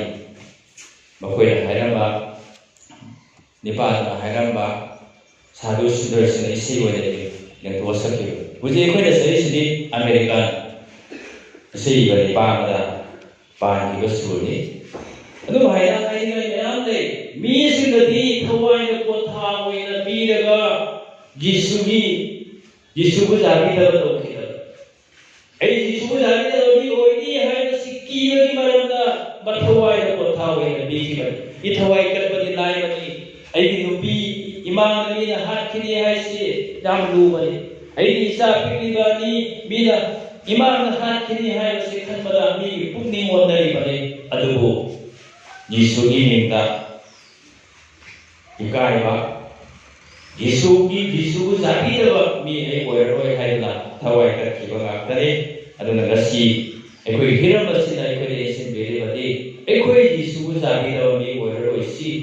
ꯄꯨꯟꯁꯤꯒꯤ ꯃꯤꯀꯨꯞ ꯄꯨꯟꯖꯥ ꯈꯨꯗꯤꯡꯗ ꯐꯤꯕꯝ ꯑꯃꯗ ꯑꯣꯏꯔꯁꯨ ꯑꯩ ꯊꯋꯥꯏ ꯃꯥꯡꯒꯗꯕ ꯑꯣꯏꯔꯒꯁꯨ ꯑꯩꯒꯤ ꯏꯃꯨꯡ ꯃꯅꯨꯡ ꯁꯤꯒꯗꯕ ꯑꯣꯏꯔꯒꯁꯨ ꯇꯝꯊꯤꯗꯕ ꯂꯩꯒꯗꯕ ꯑꯣꯏꯔꯒꯁꯨ ꯈ꯭ꯔꯤꯁꯇꯕꯨ ꯖꯥꯕꯤꯗꯕ ꯃꯤ ꯑꯩꯈꯣꯏ ꯑꯣꯏꯔꯣꯏꯁꯤ ꯈ꯭ꯔꯤꯁꯇꯥꯟ ꯑꯣꯏꯕ ꯍꯥꯏꯕꯁꯤ ꯌꯥꯝ ꯂꯥꯏꯕꯅꯤ ꯍꯥꯏꯅ ꯈꯟꯕꯤꯕ ꯌꯥꯝ ꯂꯥꯏꯅ ꯎꯔꯝꯕ ꯌꯥꯏ ꯌꯥꯝ ꯂꯥꯏꯅ ꯈꯜꯂꯝꯕ ꯌꯥꯏ ꯑꯗꯨꯕꯨ ꯈꯪꯍꯧꯗꯕ ꯃꯤꯀꯨꯞꯇ ꯌꯤꯁꯨꯕꯨ ꯖꯥꯕꯤꯗꯕ ꯃꯤ ꯑꯩꯈꯣꯏ ꯑꯣꯏꯅꯤ ꯍꯥꯏꯕꯁꯤꯗꯤ ꯑꯀꯤꯕꯒꯤ ꯃꯁꯛ ꯇꯥꯏꯕꯪꯄꯥꯟꯒꯤ ꯋꯥꯈꯜꯗꯒꯤ ꯑꯩꯈꯣꯏꯅ ꯈ꯭ꯔꯤꯁꯇꯥꯟ ꯑꯣꯏꯒꯗꯧꯕ ꯅꯠꯇꯦ ꯊꯋꯥꯏꯒꯤ ꯑꯣꯏꯕ ꯄꯨꯟꯁꯤꯒꯤ ꯈꯜꯂꯒ ꯁꯔꯒꯕꯨ ꯌꯦꯡꯂꯒ ꯁꯔꯒꯕꯨ ꯈꯟꯖꯔꯒ ꯑꯩꯈꯣꯏꯅ ꯈ꯭ꯔꯤꯁꯇꯥꯟ ꯑꯣꯏꯒꯗꯧꯕꯅꯤ ꯑꯍꯨꯝꯁꯨꯕꯗꯗꯤ ꯃꯤ ꯈꯨꯗꯤꯡꯒꯤ ꯊꯕꯛ ꯑꯗꯨ ꯐꯣꯡꯗꯣꯛꯅꯕꯒꯤꯗꯃꯛ ꯑꯍꯥꯟꯕ ꯀꯣꯔꯤꯟꯊꯤꯌ 3:35-35 ꯑꯩꯈꯣꯏ ꯃꯤꯑꯣꯏꯕꯗꯤ ꯌꯥꯝ ꯄꯪꯉꯦ ꯈ꯭ꯔꯤꯁꯇꯥꯟ ꯑꯣꯏꯈ꯭ꯔꯕ ꯃꯤꯁꯤꯡꯁꯨ ꯌꯥꯝ ꯄꯪꯉꯦ ꯃꯤ ꯑꯣꯏꯕꯒꯤ ꯃꯔꯝ ꯑꯩꯈꯣꯏꯅ ꯈ꯭ꯔꯤꯁꯇꯥꯟ ꯑꯣꯏꯔꯁꯨ ꯑꯩꯈꯣꯏ ꯃꯤ ꯑꯣꯏꯅ ꯂꯩꯕꯒꯤ ꯃꯔꯝꯗ ꯑꯩꯈꯣই ꯌꯥꯝ ꯄꯪꯉꯦ ꯑꯩꯈꯣꯏꯅ ꯇꯨꯃꯤꯟꯅ ꯍꯨꯔꯥꯟ ꯇꯧꯕ ꯃꯤꯁꯦ ꯀꯅꯥꯝ ꯎꯗꯦ ꯍꯥꯏꯅ ꯑꯩꯈꯣꯏꯅ ꯈꯜꯂꯤ ꯍꯣꯏ ꯎꯗꯦ ꯑꯩꯈꯣꯏꯒꯤ ꯄꯥꯁꯇꯔꯅ ꯎꯗꯕ ꯑꯩꯈꯣꯏꯒꯤ ꯁꯤꯡꯂꯨꯞ ꯃꯦꯍꯔꯅ ꯎꯗꯕ ꯑꯩꯈꯣꯏꯒꯤ ꯑꯣꯖꯥꯅ ꯑꯩꯈꯣꯏꯒꯤ ꯏꯃꯥ ꯏꯄꯥꯅ ꯀꯅꯥꯝ ꯎꯗꯦ ꯍꯥꯏꯅ ꯑꯩꯅ ꯈꯜꯂꯤꯁꯦ ꯍꯣꯏ ꯎꯔꯝꯗꯕ ꯌꯥꯏ ꯑꯗꯨꯕꯨ ꯌꯤꯁꯨꯅꯗꯤ ꯉꯥꯡꯅ ꯎꯏ ꯅꯪꯅ ꯃꯤ ꯈꯪꯉꯝꯃꯔꯣꯏ ꯍꯥꯏꯅ ꯉꯥꯡꯈꯤꯕ ꯋꯥꯗꯣ ꯃꯤ ꯇꯥꯔꯝꯃꯔꯣꯏ ꯍꯥꯏꯅ ꯈꯟꯗꯨꯅ ꯉꯥꯡꯈꯤꯕ ꯋꯥꯗꯣ ꯍꯣꯏ ꯃꯣꯏꯅ ꯇꯥꯔꯝꯗꯕ ꯌꯤꯁꯨꯅ ꯂꯣꯏꯅ ꯇꯥꯏ ꯌꯤꯁꯨꯅ ꯎꯔꯝꯃꯔꯣꯏ ꯌꯤꯁꯨꯅ ꯇꯥꯔꯝꯃꯔꯣꯏ ꯌꯤꯁꯨꯅ ꯈꯪꯂꯝꯃꯔꯣꯏ ꯍꯥꯏꯕ ꯋꯥꯍꯩꯁꯤ ꯂꯩꯕ ꯖꯥꯠ ꯑꯣꯏꯊꯣꯛꯇꯕ ꯎꯟꯅ ꯇꯩꯅꯕ ꯃꯤ ꯇꯥꯔꯝꯃꯔꯣꯏ ꯈꯪꯂꯝꯃꯔꯣꯏ ꯎꯔꯝꯃꯔꯣꯏ ꯍꯥꯏꯕꯁꯤꯗꯤ ꯂꯩꯕ ꯌꯥꯏ ꯎꯁꯨ ꯎꯔꯝꯃꯣꯏ ꯇꯥꯁꯨ ꯇꯥꯔꯝꯃꯣꯏ ꯈꯪꯂꯝꯃꯣꯏ ꯑꯗꯨꯕꯨ ꯌꯤꯁꯨꯅ ꯂꯣꯏꯅ ꯑꯗꯨꯅ ꯑꯩꯈꯣꯏ ꯆꯤꯌꯔꯄꯔꯁꯟꯁꯤꯁꯨ ꯊꯤꯑꯣꯂꯣꯖꯤꯌꯥꯟꯅꯤ ꯃꯥꯁꯨ ꯈꯪꯉꯝꯒꯅꯤ ꯑꯩꯁꯨ ꯆꯍꯤ 3.5 ꯕꯤꯗꯤ ꯇꯝꯂꯛꯏ ꯆꯍꯤ 3.5 ꯀꯁꯤ ꯅꯨꯃꯤꯠ ꯃꯁꯤꯡ ꯌꯥꯝꯈ꯭ꯔꯕꯅꯤꯅ ꯆꯍꯤ ꯑꯃꯗ ꯅꯨꯃꯤꯠ 365 3.5 ꯅꯨꯃꯤꯠ ꯀꯌꯥ ꯂꯩ 1,000 ꯍꯦꯜꯂꯤ ꯍꯥꯏꯔꯤꯕ ꯅꯨꯃꯤꯠ 1,000 ꯁꯤꯒꯤꯗ ꯄꯨꯡ ꯑꯃꯃꯝꯗ ꯑꯩꯅ ꯉꯥꯡꯈꯤꯕ ꯇꯧꯈꯤꯕ ꯌꯦꯡꯈꯤꯕ ꯄꯣꯠ ꯄꯨꯝꯅꯃꯛ ꯑꯗꯣ ꯀꯣꯂꯦꯖꯇ ꯁꯤꯗ꯭ꯔꯒꯨꯞꯇ ꯂꯩ ꯁꯤꯗ꯭ꯔꯒꯨꯞꯇ ꯍꯥꯏꯁꯤ ꯐꯠꯇꯕ ꯂꯣꯟꯗꯥ ꯑꯣꯏꯔꯝꯕ ꯌꯥꯏꯀꯣ ꯑꯐꯕ ꯂꯣꯟꯗꯅꯤ ꯍꯥꯏꯁꯤ ꯑꯗꯨꯝ ꯌꯦꯡ ꯂꯩꯕ ꯋꯥꯔꯗꯦꯟ ꯑꯃ ꯍꯣꯁꯇꯦꯜꯗ ꯂꯩ ꯑꯗꯩ ꯀ꯭ꯂꯥꯁꯇ ꯀꯥꯔꯦ ꯑꯣꯖꯥꯁꯤꯡꯅ ꯑꯗꯨꯝ ꯌꯦꯡ ꯂꯩꯕ ꯑꯗꯩ ꯄ꯭ꯔꯤꯟꯁꯤꯄꯥꯜ ꯂꯩ ꯔꯦꯖꯤꯁꯇ꯭ꯔꯥꯔ ꯂꯩ ꯌꯥꯝ ꯂꯩꯈ꯭ꯔ ꯄꯣꯠ ꯃꯣꯏ ꯃꯊꯛꯇ ꯊꯤꯑꯣꯂꯣꯖꯤꯀꯦꯜ ꯑꯦꯖꯨꯀꯦꯁꯟ ꯕꯣꯔꯗꯁꯨ ꯂꯩ ꯑꯩꯈꯣꯏꯒꯤ ꯐꯥꯏꯜꯁꯦ ꯑꯩꯈꯣꯏꯅ ꯇꯝꯕ ꯂꯣꯏꯔꯝꯗꯥꯏꯗ ꯁꯨꯝ ꯊꯥꯈ꯭ꯔꯦ ꯑꯩꯈꯣꯏ ꯐꯥꯏꯜ ꯑꯩꯈꯣꯏ ꯃꯤ ꯑꯃꯃꯝꯒꯤ ꯐꯥꯏꯜ ꯂꯩ ꯑꯗꯨꯏꯗꯨꯗ ꯑꯩꯈꯣꯏꯅ ꯇꯧꯈꯤꯕ ꯑꯐꯕꯁꯨ ꯂꯣꯏ ꯏꯁꯜꯂꯦ ꯑꯩꯈꯣꯏꯅ ꯇꯧꯈꯤꯕ ꯐꯠꯇꯕꯁꯨ ꯂꯣꯏ ꯏꯁꯜꯂꯦ ꯑꯩꯈꯣꯏꯅꯗꯤ ꯑꯩꯈꯣꯏ ꯋꯥꯔꯗꯦꯟꯅ ꯇꯥꯔꯝꯃꯣꯏ ꯀꯥꯏꯅ ꯇꯧꯈꯤꯕꯁꯦ ꯐꯣꯂꯥꯡꯗ ꯃꯅꯥꯀꯣꯡ ꯊꯦꯠꯄꯅꯤ ꯂꯣꯏ ꯈꯪꯉꯤ ꯃꯥ ꯂꯣꯏ ꯏꯈ꯭ꯔꯕꯅꯤ ꯇꯝ ꯂꯣꯏꯔꯒ ꯔꯤꯖꯜ ꯐꯔꯦꯗ ꯑꯩꯅ ꯍꯔꯥꯎ ꯍꯔꯥꯎ ꯑꯗꯨꯝ ꯂꯥꯛꯑꯒ ꯃꯗꯨꯒꯤ ꯀꯣꯟꯐꯤꯗꯦꯟꯁꯤꯌꯦꯜ ꯔꯤꯄꯣꯔꯠꯇꯣ ꯐꯠꯇ꯭ꯔꯒꯗꯤ ꯀꯗꯥꯏꯗꯁꯨ ꯐꯪꯕ ꯇꯧꯕ ꯐꯪꯉꯣꯏ ꯄꯥꯁꯇꯔ ꯑꯣꯏꯕꯁꯨ ꯐꯪꯉꯣꯏ ꯃꯔꯝꯗꯤ ꯑꯩꯅ ꯐꯣꯔꯦꯟꯗ ꯇꯝꯃꯨꯔꯁꯨ ꯑꯇꯩ ꯃꯐꯝ ꯇꯝꯃꯨꯔꯁꯨ ꯀꯣꯂꯦꯖꯇꯨꯗꯒꯤ ꯁꯤꯜꯂꯣꯗ ꯊꯥꯔꯛꯇꯣꯏ ꯑꯩꯅ ꯊꯕꯛ ꯅꯤ ꯃꯇꯝꯗ ꯃꯣꯏ ꯌꯨꯅꯤ ꯑꯩꯈꯣꯏꯅ ꯄꯩꯁꯥ ꯇꯤꯡꯉꯩ ꯖꯣꯒ ꯄꯩꯁꯥ ꯃꯌꯥꯝ ꯆꯪꯅ ꯇꯝꯍꯜꯂꯒ ꯃꯥ ꯇꯧꯔꯝꯃꯤꯅꯦ ꯃꯌꯥꯝꯁꯤ ꯌꯦꯡꯉꯨꯅꯦ ꯑꯗꯨꯒꯨꯝꯕ ꯇꯥꯔꯤꯛꯇ ꯑꯗꯨ ꯇꯧꯔꯝꯃꯤꯅꯦ ꯑꯗꯨꯒꯨꯝꯕ ꯇꯥꯔꯤꯛꯇ ꯑꯗꯨ ꯇꯧꯔꯝꯃꯤꯅꯦ ꯃꯈꯨꯠꯁꯨ ꯁꯥꯡꯉꯤꯅꯦ ꯀꯥꯏꯅ ꯑꯗꯨꯒ ꯆꯞ ꯃꯥꯟꯅꯅ ꯑꯩꯈꯣꯏꯒꯤꯗꯤ ꯆꯍꯤ 3 मखाई ꯃꯈꯥꯁꯨ ꯇꯝꯕꯨꯗ꯭ꯔꯦ ngasi ꯑꯩꯈꯣꯏ ꯃꯌꯥꯝ ꯑꯁꯤꯒꯤꯗꯤ ꯑꯩꯅ ꯈ꯭ꯔꯤꯁꯇꯥꯟ ꯑꯣꯏꯕ ꯅꯨꯃꯤꯠ ꯑꯗꯨꯗꯒꯤ ꯑꯩꯅ ꯁꯤꯒꯤ ꯐꯥꯎꯕ ꯁꯤꯒꯤ ꯐꯥꯏꯜ ꯂꯩꯈ꯭ꯔꯕꯅꯤ ꯃꯗꯨꯗ ꯂꯣꯏꯅ ꯏ ꯊꯝꯈ꯭ꯔꯕꯅꯤ ꯃꯨꯊꯠꯄ ꯌꯥꯔꯔꯣꯏ ꯀꯔꯤꯒꯨꯝꯕ ꯀꯦꯃꯤꯀꯦꯜ ꯑꯃꯠꯇꯅꯁꯨ ꯃꯨꯊꯠꯄ ꯌꯥꯔꯔꯣꯏ ꯂꯣꯏꯅ ꯏ ꯊꯝꯈ꯭ꯔꯕꯅꯤ ꯂꯣꯏꯅ ꯏꯈ꯭ꯔꯕꯅꯤ ꯑꯩ ꯋꯥꯌꯦꯟꯒꯤ ꯅꯨꯃꯤꯠꯇ ꯌꯤꯁꯨ ꯈ꯭ꯔꯤꯁꯇꯗ ꯂꯦꯡꯕꯤꯔꯒ ꯅꯪ ꯑꯩꯕꯨ ꯋꯥꯌꯦꯟꯕꯤꯕ ꯃꯇꯝ ꯑꯗꯨꯗ ꯐꯥꯏꯜ ꯍꯥꯡꯗꯣꯛꯔꯛꯀꯅꯤ ꯅꯪꯅ ꯃꯤꯒꯤ ꯄꯣꯠ ꯄꯨꯔꯨꯕ ꯅꯈꯨꯠ ꯁꯥꯔꯨꯕ ꯉꯥꯡꯉꯣꯏꯗꯕ ꯉꯥꯡꯉꯨꯕ ꯇꯧꯔꯣꯏꯗꯕ ꯇꯧꯔꯨꯕ ꯌꯦꯡꯉꯣꯏꯗꯕ ꯌꯦꯡꯉꯨꯕ ꯃꯤꯌꯥꯝ ꯃꯥꯡꯗꯗꯤ ꯑꯐꯕ ꯁꯥꯈꯤꯕ ꯃꯤꯅ ꯎꯔꯣꯏ ꯍꯥꯏꯅ ꯂꯣꯟꯅ ꯂꯣꯟꯅ ꯅꯪꯅ ꯇꯧꯈꯤꯕ ꯃꯌꯥꯝꯗꯣ ꯂꯣꯏꯅ ꯐꯥꯏꯜꯗꯒꯤ ꯊꯣꯔꯛꯀꯅꯤ ꯍꯧꯖꯤꯛꯀꯥꯟꯗꯗꯤ ꯃꯤꯁꯤꯡꯅ ꯇꯤꯚꯤꯒ ꯌꯦꯡꯅꯈꯤꯗ꯭ꯔꯦ ꯃꯣꯕꯥꯏꯜꯗ ꯂꯣꯏ ꯌꯦꯡꯉꯦ ꯃꯣꯕꯥꯏꯜꯁꯤꯗ ꯌꯥꯎꯗꯕ ꯄꯨꯠꯂꯤ ꯃꯥ ꯄꯥꯝꯁꯨ ꯌꯦꯡꯅꯔꯕꯅꯦ ꯑꯗꯩꯗꯤ ꯁꯠ ꯁꯤꯌꯥꯔ ꯇꯧꯔꯒ ꯁꯦꯀꯦꯟ ꯑꯃꯗ ꯃꯤ ꯃꯌꯥꯝ ꯌꯧꯍꯟꯕ ꯌꯥꯏ ꯑꯗꯨꯅ ꯃꯣꯕꯥꯏꯜꯗ ꯊꯣꯔꯛꯏꯕꯁꯤ ꯚꯤꯗꯤꯑꯣ ꯀꯔꯤ ꯀꯔꯥ ꯃꯌꯥꯝ ꯔꯤꯜ ꯒꯥꯏꯗ ꯀꯩꯀꯩꯅ ꯃꯌꯥꯝ ꯊꯣꯔꯛꯑꯦ ꯑꯩꯈꯣꯏ ꯄꯥꯁꯇꯣꯔ ꯂꯝꯁꯤꯡꯂꯨ ꯅꯨꯄꯤ ꯃꯔꯛꯇꯁꯨ ꯑꯍꯩꯕ ꯌꯥꯎꯔꯤꯌꯦ ꯔꯤꯜꯒ ꯁꯦꯝꯗꯅ ꯏꯁꯩꯒ ꯄꯥꯁꯜꯂꯒ ꯃꯁꯛꯇꯨ ꯀꯌꯥꯝꯅ ꯐꯖꯒꯗ꯭ꯔꯣ ꯐꯖꯅꯒ ꯊꯣꯛꯍꯜꯂꯒ ꯑꯦꯗꯤꯠꯀ ꯇꯧꯔꯒ ꯂꯩꯁꯥꯕꯤ ꯃꯥꯟꯕ ꯃꯌꯥꯝ ꯌꯥꯎꯔꯛꯏ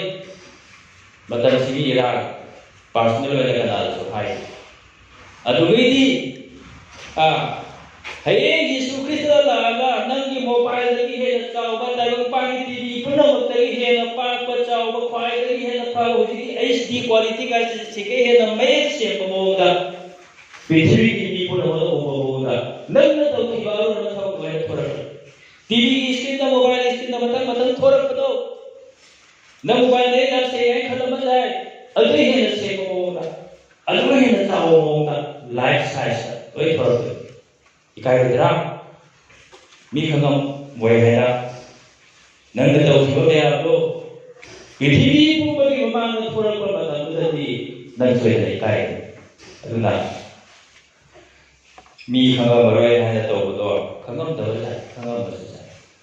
ꯌꯤꯁꯨꯅꯗꯤ ꯂꯣꯏ ꯈꯪꯉꯤ ꯂꯣꯏ ꯏꯁꯟ ꯊꯝꯈ꯭ꯔꯕ ꯐꯥꯏꯜ ꯂꯩ ꯅꯪ ꯈꯪꯉꯤ ꯑꯗꯨ ꯍꯦꯛꯇ ꯄꯪꯏ ꯏꯕ ꯅꯠꯇꯦ ꯃꯥꯅ ꯂꯥꯛꯇꯣꯏꯁꯦ ꯑꯗꯨꯒꯤ ꯐꯥꯏꯜ ꯐꯥꯛꯄ ꯂꯥꯛꯇꯣꯏꯅꯦ ꯇꯤꯚꯤꯒꯤ ꯏꯁꯀ꯭ꯔꯤꯟꯗ ꯊꯣꯛꯄ ꯑꯗꯨꯃꯥꯏꯅ ꯅꯪꯅ ꯇꯧꯒꯤ ꯐꯠꯇꯕ ꯃꯌꯥꯝ ꯂꯣꯏ ꯊꯣꯔꯛꯀꯅꯤ ꯅꯃꯥ ꯅꯄꯥꯒꯤ ꯃꯥꯡꯗ ꯊꯣꯔꯛꯀꯅꯤ ꯅꯆꯥꯁꯤꯡꯒꯤ ꯃꯥꯡꯗ ꯊꯣꯔꯛꯀꯅꯤ ꯅꯄꯨꯔꯣꯏꯕꯒꯤ ꯃꯃꯥꯡꯗ ꯊꯣꯔꯛꯀꯅꯤ ꯅꯪꯒꯤ ꯅꯨꯄꯤꯒꯤ ꯃꯃꯥꯡꯗ ꯊꯣꯔꯛꯀꯅꯤ ꯅꯪꯒꯤ ꯄꯥꯁꯇꯔꯒꯤ ꯃꯃꯥꯡꯗ ꯊꯣꯔꯛꯀꯅꯤ ꯑꯗꯨ ꯍꯦꯟꯊꯣꯛꯅꯤꯡꯉꯥꯏ ꯂꯩꯔꯣꯏ ꯑꯗꯨꯅ ꯃꯤ ꯈꯨꯗꯤꯡꯒꯤ ꯊꯕꯛ ꯑꯗꯨ ꯐꯣꯡꯗꯣꯛꯅꯕ ꯌꯤꯁꯨ ꯑꯃꯨꯛ ꯂꯥꯛꯇꯣꯏꯅꯤ CCTV ꯈꯪꯉꯤꯗꯅ CCTV ꯐꯨꯜ ꯐꯣꯝ ꯈꯪꯅꯕ꯭ꯔꯣ ꯑꯩꯗꯤ ꯈꯪꯉꯦ ꯍꯥꯏꯔꯒ ꯌꯥꯝ ꯁꯥꯡꯉꯦ ꯌꯥꯝꯅ ꯈꯪꯉꯝꯕ CCTVꯗ ꯂꯣꯏ ꯊꯣꯛꯄꯅꯤꯀꯣ CCTVꯁꯦ ꯑꯩ ꯃꯔꯝꯗꯁꯦ ꯐꯦꯁꯕꯨꯛꯇ CCTV ꯔꯤꯄꯣꯔꯠ ꯊꯣꯔꯛꯑꯦ ꯇꯧꯅꯤꯡꯈ꯭ꯔꯄꯣꯠꯅꯤ ꯃꯥꯅ ꯃꯤ ꯈꯪꯉꯣꯏ ꯇꯧꯔꯤꯗꯣ ꯂꯣꯏꯅ ꯂꯦꯛ ꯁꯦꯡꯅꯒ ꯊꯣꯔꯛꯈ꯭ꯔꯄꯣꯠ CCTV ꯑꯗꯨꯃꯥꯏꯅꯅꯦ CCTVꯗꯤ ꯁ꯭ꯋꯥꯏꯗ ꯊꯤꯜꯂꯗꯤ ꯃꯥꯅ ꯀꯦꯞꯆꯔ ꯇꯧꯕ ꯌꯥꯕ ꯃꯐꯝꯗꯨꯗꯅꯦ ꯇꯥꯏꯕꯪꯄꯥꯟꯒꯤ ꯄꯣꯠ ꯃꯄꯨꯡ ꯐꯥꯔꯦ प्रभु यीशु की CCTV सिटी नना पृथ्वी को नाम चलसु को नाम चलसु लोई न तुंगी नरते CCTV न तुंगी नरते सिदा कबुगो से स्पेयर क्राफ्ट मी हाथ की तो मैंने जाए वो ने फूड ना हाथ ना जान सुबह तो फूड है मम्मा को नहीं जाने फिर मम्मा को कुंगा मरे तो CCTV प्रभु यीशु की अदुना जान चलसी क्रिस्तान मुसी सिला या नते अरे मुझे क्रिस्तान वरमनी ओइरमद्रसु हिंदू चप मानने नै होची आइडा जिसु लाखो निमित्ता हायगदो ओइरगदि क्रिस्तान गै काबला लेते मरंदि मी खुदिंगी थबक मसे कोइदा तौरिबा मयामसे जिसु लाखो मत लोइना फोंदोक तोइदि नगा थबक तौखिबा ओइरगदि नबेनदा जामना हराउनिङाइ ओइदि फत्तबा तौखिबा ओइरगदि नुमित अदु अवारगि मसक ओइगदि ꯑꯗꯣ ꯑꯩꯅ ꯍꯧꯖꯤꯛ ꯍꯥꯏꯔꯤꯗꯣ ꯑꯍꯥꯟꯕ ꯀꯣꯔꯤꯟꯊꯤꯌ ꯄꯟꯗꯣꯕꯒꯨꯝꯕꯗ ꯇꯔꯥꯗꯤ ꯇꯔꯥꯃꯉꯥꯗꯒꯤ ꯑꯗꯨ ꯄꯥꯔꯁꯤ ꯀꯟꯗꯤ ꯀꯟꯕꯤꯅꯤ ꯍꯥꯏ ꯅꯣꯔꯣꯛꯇꯗꯤ ꯂꯪꯊꯔꯣꯏ ꯍꯥꯏꯔꯤ ꯅꯪꯗꯣ ꯐꯠꯇꯕ ꯌꯥꯝ ꯇꯧꯔꯁꯨ ꯏꯁꯨ ꯊꯥꯖꯕꯒꯤ ꯑꯣꯏꯕꯒꯤ ꯃꯔꯝ ꯈ꯭ꯔꯤꯁꯇꯥꯟ ꯑꯣꯏꯕꯒꯤ ꯃꯔꯝꯗ ꯀꯟꯗꯤ ꯀꯟꯕꯤꯅꯤ ꯀꯔꯝꯕ ꯃꯑꯣꯡ ꯀꯟꯕꯤꯗꯣꯏꯅꯣ ꯀꯥꯔꯨꯝ ꯀꯟꯕꯤꯅꯤ ꯃꯩꯅꯨꯡꯗꯩ ꯆꯤꯡꯊꯣꯛꯄ ꯑꯗꯨꯃꯥꯏꯅ ꯀꯟꯕꯤꯅꯤ ꯑꯩꯗꯤ ꯀꯤꯖꯩ ꯀꯥꯔꯨꯝ ꯀꯟꯕꯤꯕ ꯀꯥꯏꯁꯤ ꯀꯤꯖꯩꯀꯣ ꯃꯌꯥꯝ ꯀꯤꯕ꯭ꯔꯥ ꯈꯪꯗꯦ ꯀꯥꯔꯨꯝꯁꯦ ꯌꯥꯝ ꯎꯔꯕ ꯀꯥꯔꯨꯝ ꯍꯤꯡꯍꯧꯕꯁꯦ ꯃꯌꯥꯝ ꯎꯔꯦ ꯑꯩꯈꯣꯏ ꯅꯨꯄꯤꯁꯨ ꯀꯥꯔꯨꯝ ꯍꯤꯡꯍꯧꯔꯦ ꯑꯗꯨꯗꯒꯤ ꯆꯍꯤ ꯈꯔꯒꯤ ꯃꯃꯥꯡꯗ ꯃꯁꯛ ꯌꯥꯝ ꯐꯖꯕꯤ ꯂꯩꯁꯥꯕꯤ ꯑꯃ ꯆꯥꯗꯨꯅ ꯂꯩꯔꯝꯃꯤꯅꯦ ꯁꯛ ꯅꯨꯡꯁꯤꯈ꯭ꯔꯕ ꯑꯩꯅꯁꯨ ꯏꯆꯥ ꯑꯣꯏꯔꯗꯤ ꯐꯅꯤꯗ ꯍꯥꯏꯅ ꯈꯜꯂꯝꯃꯤꯕ ꯃꯃꯤꯡꯗꯤ ꯍꯥꯏꯅꯔꯦ ꯁꯥꯔꯃꯣꯟ ꯑꯩꯗꯤ ꯌꯥꯝ ꯍꯥꯏꯒꯜꯂꯤ ꯃꯃꯤꯡꯗꯤ ꯍꯥꯏꯔꯒ ꯑꯗꯨ ꯃꯀꯣꯛꯇ ꯀꯩꯅꯣ ꯃꯁꯥꯗ ꯀꯩꯅꯣꯁꯦ ꯂꯩꯔꯝꯃꯤ ꯊꯥꯗꯣꯛꯑꯅꯤ ꯑꯁ ꯁꯥꯊꯤꯅ ꯁꯥꯎꯅꯤꯡꯉꯤ ꯑꯗꯩꯗꯤ ꯁꯤꯗꯤ ꯁꯤꯍꯧꯗ꯭ꯔꯦ ꯀꯥꯔꯨꯝ ꯑꯗꯨꯅ ꯄꯥꯁꯇꯔ ꯑꯣꯏꯕꯅꯤꯅ ꯍꯪꯕ ꯆꯠꯇꯕ ꯐꯠꯇꯦ ꯄꯥꯏꯂꯦ ꯑꯍꯨꯝꯂꯛꯇꯤ ꯊꯥ ꯇꯔꯨꯛꯅꯤ ꯑꯂꯤꯄꯨꯔ ꯍꯣꯁꯄꯤꯇꯥꯜ ꯂꯩ ꯑꯩ ꯄꯥꯁꯇꯔꯅꯤꯅꯦ ꯑꯝꯇ ꯆꯦꯡꯒꯦꯅꯦ ꯑꯩꯈꯣꯏꯒꯤ ꯃꯦꯝꯕꯔꯅꯤꯅꯦ ꯄ꯭ꯔꯥꯊꯅꯥ ꯇꯧꯒꯦꯅꯦ ꯖꯥꯔꯣꯏ ꯅꯪ ꯆꯪꯖꯥ ꯑꯍꯨꯝꯂꯛ ꯆꯠꯄꯐꯥꯎ ꯆꯪꯉꯗꯤ ꯃꯁꯥꯁꯦ ꯐꯤꯔꯣꯟ ꯅꯞꯄ ꯌꯥꯈꯤꯗ꯭ꯔꯦ ꯂꯣꯏꯔꯕꯅꯤ ꯃꯁꯥꯁꯦ ꯑꯗꯨꯝ ꯐꯖꯔꯕ ꯃꯥꯏꯗꯣ ꯌꯦꯡ ꯌꯥꯈꯤꯗ꯭ꯔꯦ ꯎꯔꯗꯤ ꯀꯣꯟꯅ ꯐꯔꯀꯥꯟꯗ ꯅꯣꯡꯃ ꯎꯏ ꯃꯌꯦꯛ ꯊꯣꯔꯛꯑꯒ ꯈꯪꯒꯦ ꯇꯧꯔꯤꯅꯦ ꯃꯁꯛꯇꯣ ꯎꯕ ꯑꯗꯨꯒꯤ ꯃꯈꯨꯠꯀꯥꯁꯦ ꯁꯨꯃꯥꯏꯅ ꯇꯧꯕꯅꯦ ꯀꯥꯔꯨꯝ ꯀꯟꯕꯤꯕ ꯍꯥꯏꯁꯦ ꯑꯗꯨꯅ ꯍꯌꯦꯡꯒꯤꯁꯨ ꯂꯥꯛꯑꯒ ꯃꯥꯅ ꯀꯥꯔꯨꯝ ꯀꯟꯕꯤꯗ ꯁꯔꯨꯛꯄꯨꯗꯤ ꯀꯟꯕꯤꯗ꯭ꯔꯁꯨ ꯐꯔꯦ ꯀꯥꯔꯨꯝ ꯀꯟꯕꯤꯕ ꯍꯥꯏꯁꯦ ꯑꯗꯨꯒꯤ ꯍꯦꯟꯅ ꯇꯝꯊꯤꯕ ꯆꯩꯔꯥꯛ ꯂꯩꯇ꯭ꯔꯕ ꯉꯁꯤ ꯅꯣꯏ ꯀꯌꯥꯝ ꯐꯖꯔꯤ ꯑꯊꯤꯕ ꯅꯨꯄꯤ ꯑꯃ ꯌꯥꯎꯗꯦ ꯑꯊꯤꯕ ꯑꯣꯖꯥꯁꯤꯡ ꯌꯥꯎꯗꯦ ꯑꯊꯤꯕ ꯑꯉꯥꯡꯁꯤꯡ ꯌꯥꯎꯗꯦ ꯌꯤꯁꯨ ꯂꯥꯛꯑꯒ ꯀꯥꯔꯨꯝ ꯀꯟꯕꯤꯔꯗꯤ ꯅꯣꯏ ꯎꯕꯗ ꯃꯤ ꯈꯪꯒꯅꯤ ꯑꯗꯨꯅ ꯌꯥꯝ ꯆꯦꯛꯁꯤꯟꯁꯤ ꯊꯧꯒꯜꯂꯣꯏꯁꯤꯡꯁꯨ ꯅꯨꯡꯉꯥꯏ ꯏꯕꯥꯟꯖꯦꯂꯤꯁ ꯑꯣꯏꯔꯝꯃꯒ ꯀꯥꯔꯨꯝ ꯀꯟꯕꯤꯔꯗꯤ ꯅꯪ ꯅꯨꯄꯤ ꯑꯉꯥꯡꯗ ꯎꯔꯒ ꯈꯪꯒꯅꯤ ꯁꯤꯕꯨ ꯑꯩꯈꯣই ꯕꯕꯥꯅꯦ ꯅꯠꯇꯦꯅꯦꯅ ꯍꯥꯏꯅꯤ ꯅꯨꯡꯉꯥꯏꯔꯣꯏ ꯑꯗꯨꯗꯒꯤ खरा सांगा मारा लोइदोरे मरी सुबदा पृथ्वी अमसुंग मसी मनुंग लेरिबा थबक पुमनमक चाकथि हनबा मालेम से लेरिबा पोट पुनबा असि सिगे पोट हाइबा वाहै से अइ बलोन थबक हाइना सनदो बजा पृथ्वी ले लेरिबा पोट पुनबा थबक पुनबा चाकथि हनबनि मा लाबस मई गलोइना लाखनि प्रभु यीशु ख्रिस्ट लेबिरप मतमदा मई लोइनरकनि हाइबा मईसिना पृथ्वी चाकथि हनदो पृथ्वी चाकथि मसी मंगल लेपपुरो चाकथि कनि मसी मंगल लेप थबपुरो लोइ चाकथि कनि अदुननि इसेला करि है वे बस्तु से लेतो माले सिना दोसियोय नाइजना थावय रसावलतनि है चुंप्रपने दुमनि लेलो जामस माले से दोसियोय योइनि लेइबे सिंग मयाम सिना थावयनि मदुदा चालकपदि लोइरदना मदुइ मेदि लोइरे लोइ चाकथि अदुबो नंगैदि दबकि गाय लेते अदु बाइबल सिना हाइसिदि पृथ्वीदा हुई बोम तोप लेरिबा मिसाइल लेरिबा फाइटर लेरिबा मयाम साग मेदिन लेरिबा राफेल गायना तान लेरिबा मयाम से अमत लेरोय पुरी खुदाई सिंह थबगा लेबाक सिंह नाकल तौनरी लोय चाके खा नंगी फजरजु मथोन चामो वांगोरसु खापु गोरसु लोयना माकी गले मे साकी गले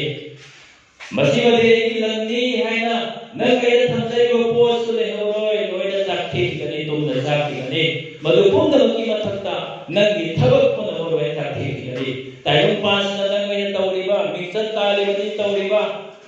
पुनम सिसु काना लेरोय नमे अदुदा नंगी मिक्सर सुजावना चाके गले अमत लेहोय ताइम पान लोसिन मनि जिसुना लाखोस ताइम पान लोसिन बिरमनि माना लाखोस अदुदा पृथ्वी की धर्म अध्ययन ताइम पान होइगनि हाय हिंदू सिंदसु प्रवीण मैदी नसागलकनि इस्लाम धर्म चक्कैसिनि नाव सिंदसु कयामत की नुमित लाखनि ताइम पान होइगनि ꯑꯗꯨꯕꯨ ꯕꯥꯏꯕꯜꯅ ꯈꯔ ꯍꯦꯟꯅ ꯍꯥꯏꯔꯝꯕꯁꯤ ꯀꯩꯅꯣ, ꯃꯣꯏꯅ ꯍꯥꯏꯗꯕ ꯕꯥꯏꯕꯜꯅ ꯍꯥꯏꯕꯁꯤ ꯀꯩꯅꯣ ꯍꯥꯏꯕꯗ ꯇꯥꯏꯕꯪꯄꯥꯟ ꯂꯣꯏꯁꯤꯟꯕꯤꯒꯗꯧꯕꯗꯨ ꯈ꯭ꯔꯤꯁꯇꯅꯤ ꯍꯥꯏꯕꯁꯤ ꯕꯥꯏꯕꯜꯅ ꯍꯥꯏꯔꯝꯃꯤ꯫ ꯑꯇꯩꯅꯗꯤ ꯂꯣꯏꯅꯤꯗꯅꯤ ꯍꯥꯏ꯫ ꯀꯅꯥꯅ ꯂꯣꯏꯁꯤꯟꯒꯗꯣꯏꯅꯣ? ꯇꯥꯏꯕꯪꯄꯥꯟ ꯂꯣꯏꯕ ꯃꯇꯝꯗ ꯍꯤꯔꯣ ꯑꯣꯏꯗꯣꯏꯁꯤ ꯀꯅꯥꯅꯣ? ꯃꯈꯣꯏꯅ ꯍꯥꯏꯔꯝꯗꯕ ꯃꯇꯝꯗ ꯕꯥꯏꯕꯜ ꯁꯥꯇ꯭ꯔꯅꯗꯤ ꯇꯥꯏꯕꯪꯄꯥꯟ ꯂꯣꯏꯁꯤꯟꯕꯤꯒꯗꯧꯕ ꯃꯍꯥꯛ ꯈ꯭ꯔꯤꯁꯇꯅꯤ, ꯃꯥꯅ ꯑꯃꯨꯛ ꯍꯟꯅ ꯂꯦꯡꯗꯔꯒ ꯇꯥꯏꯕꯪꯄꯥꯟꯁꯤ ꯂꯣꯏꯁꯤꯟꯕꯤꯗꯣꯏꯅꯤ ꯍꯥꯏ꯫ ꯇꯨꯝꯅ ꯆꯥꯛꯈꯤꯗꯣꯏꯅꯤ꯫ ꯑꯗꯨꯅ ꯕꯥꯏꯕꯜꯗ ꯐꯣꯡꯗꯣꯛꯄꯤꯕ ꯂꯥꯏꯔꯤꯛꯇ ꯑꯩꯗꯤ ꯑꯍꯧꯕ ꯑꯃꯁꯨꯡ ꯑꯔꯣꯏꯕ, ꯑꯩꯗꯤ ꯑꯜꯐꯥ ꯑꯃꯁꯨꯡ ꯑꯣꯃꯦꯒꯥꯅꯤ ꯍꯥꯏꯅ ꯌꯤꯁꯨ ꯃꯁꯥꯅ ꯌꯣꯍꯟꯅ ꯐꯣꯡꯗꯣꯛꯄꯤ꯫ ꯇꯥꯏꯕꯪꯄꯥꯟ ꯍꯧꯕ ꯃꯇꯝꯗ ꯑꯩ ꯂꯩ, ꯍꯧꯕ ꯅꯥꯏꯕ ꯇꯥꯏꯕꯪꯄꯥꯟ ꯁꯣꯏꯗꯅ ꯂꯣꯏꯒꯅꯤ,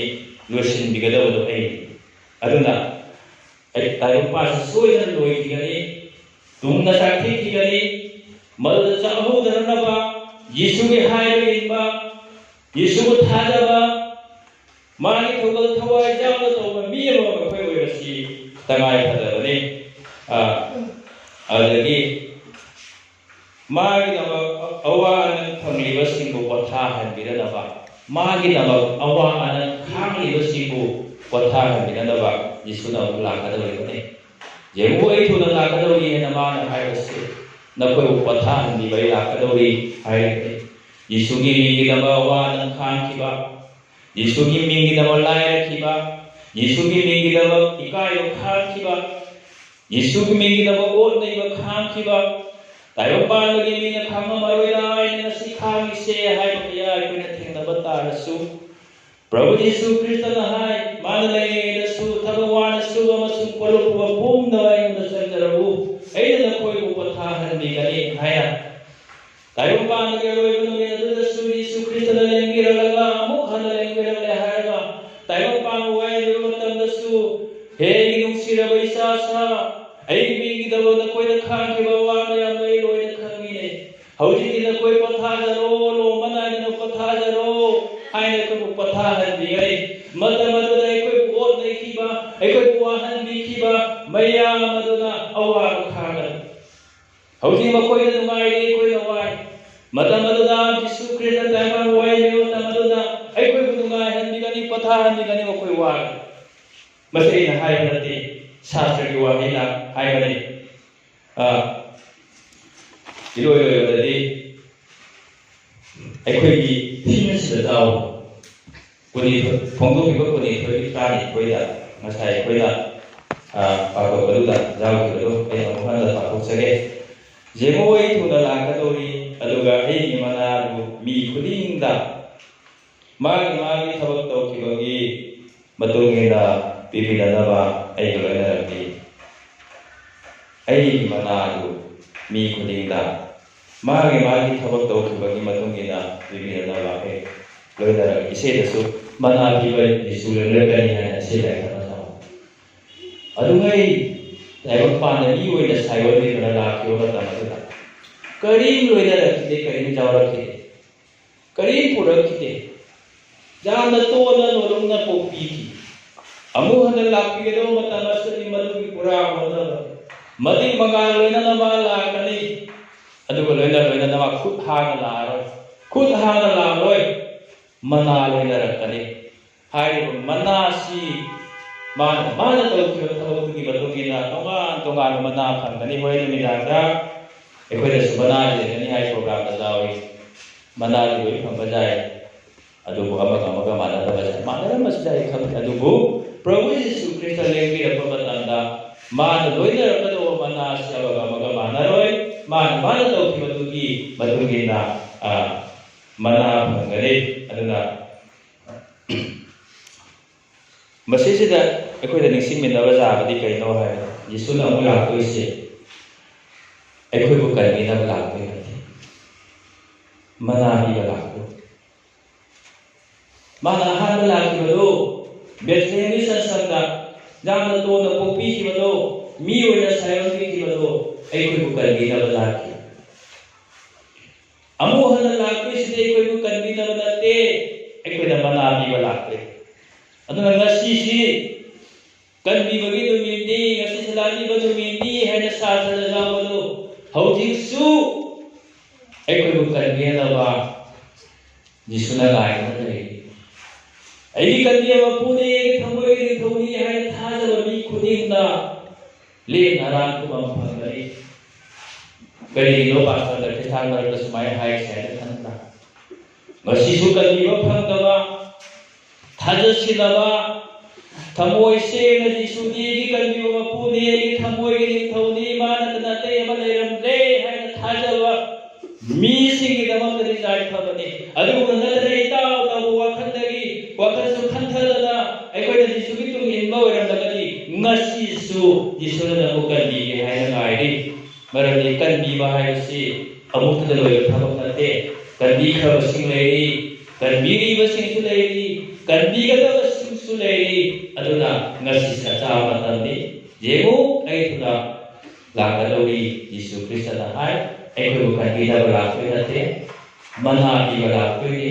ꯑꯩꯈꯣꯏꯒꯤ ꯃꯅꯥꯗꯨ ꯐꯪꯖꯅꯕ ꯑꯩꯈꯣই ꯈꯧꯔꯥꯡꯅ ꯉꯥꯏꯖꯔꯁꯤ ꯌꯤꯁꯨꯕꯨ ꯈꯧꯔꯥꯡꯅ ꯉꯥꯏꯖꯔꯁꯤ ꯑꯩꯈꯣꯏꯅ ꯄ꯭ꯔꯚꯨꯒꯤ ꯄ꯭ꯔꯥꯔꯊꯅꯥ ꯇꯧꯕ ꯈꯨꯗꯤꯡꯗ इबुंगो नहाकी लेबाक लाक्सनो हाइबदो अर्थ जाम दे खंथदना हाइ इबुंगो नंगे लेबाक लाक्सनो हाइबसे प्रभु यीशु अमुलेंगे रको हाइ अखोइना तत्तना मिकुदिंग हाइबो हाइसे खंगगा हाइसे लोइनदा यीशुबु खौरांना गाइजरसि जेबोइ तुना लाकदोरि हाइबो यीशुसि अखोइना तरांगो लगा खौरांगसि ईश्वर अखोइना यागदमक्ता बोलदेना बोइसरो आमेन